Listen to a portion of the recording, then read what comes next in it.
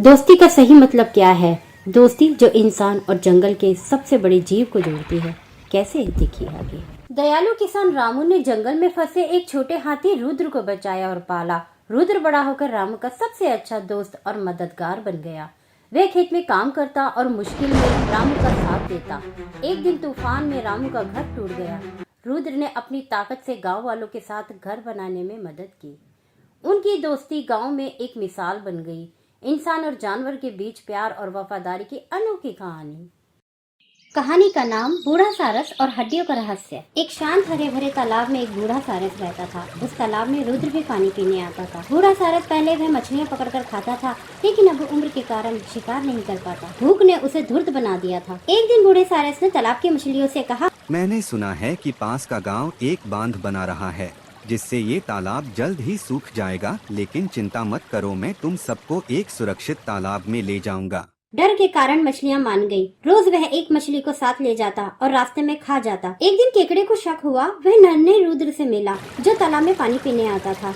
रुद्र ने उसे सतर्क किया और सलाह दी। केकड़े ने योजना बनाई। एक दिन केकड़े ने कहा, सारस चाचा, अपनी पीठ पर मुझे बैठाकर उस तालाब में मेरे मित्रों के पास छोड़ दो। उड़ते समय केकड़े ने देखा कि कोई तालाब तो नहीं था, बस हड्डियों का ढेर पड़ा था। उसने अनुमान लगाया कि वह धोखे का शिकार बनने वाला है। केकड़े ने अपने मजबूत पंजों से सारस की गर्दन पकड़ ली और जोर से दबा दी। बूढ़ा सारस जल्दी मर गया और वापस तालाब लौट आया और उसने रुद्र से कहा, दोस्त, तुमने सही कहा था, आज तुम्हारी वजह से मेरी और बाकी मछलियों की जान बच गई।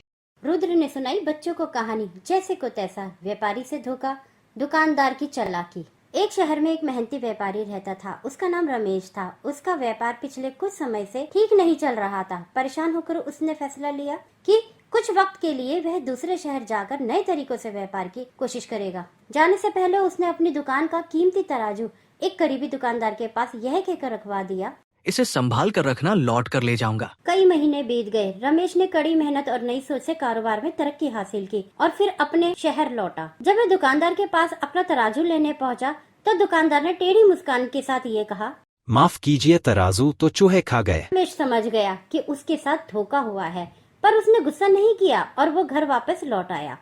अगले दिन रमेश दुकानदार के पास गया और उससे कुछ सामान खरीदा। रमेश ने दुकानदार से कहा, ये सामान भारी है, कृपया अपने बेटे चिंटू से भिजवा दीजिए। रमेश चिंटू को जंगल के रास्ते एक गुफा में ले गया और चिंटू को गुफा में बंद कर घर आ गया। कुछ देर बाद जब चिंटू घर नहीं आया तो दुकानदार रमेश के पास गया और बोला, मेरा बेटा कहाँ है? अभी तक घर नहीं आया। रमेश ने हंसकर जवाब दिया, तुम्हारे बेटे को तो चील उठा ले गई। मेरा बेटा वापस करो, नहीं तो मैं तुम्हें न्यायाधीश के पास ले जाऊंगा। चलिए चलें, रमेश ने कहा।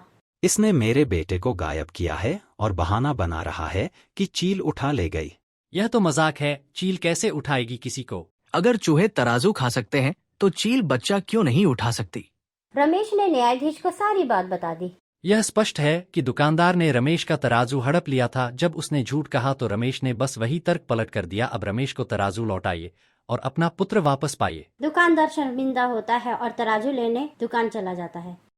जंगल की रंग बिरंगी सुबह थी। नन्हा हाथी रुद्र उछलता कूदता पगडंडी पर चला जा रहा था। तभी उसे दूर से छुक छुक छुक छुक की आवाज सुनाई दी। रुद्र चौंक गया। अरे, ये आवाज कहाँ से आ रही है? अचानक झाड़ियों के पीछे से एक छोटी खिलौने जैसी ट्रेन निकलकर आई। उसके डिब्बे लाल, नीले, हरे, पीले और गुलाबी रंग के थे, बिल्कुल सपनों जैसी ट्रेन।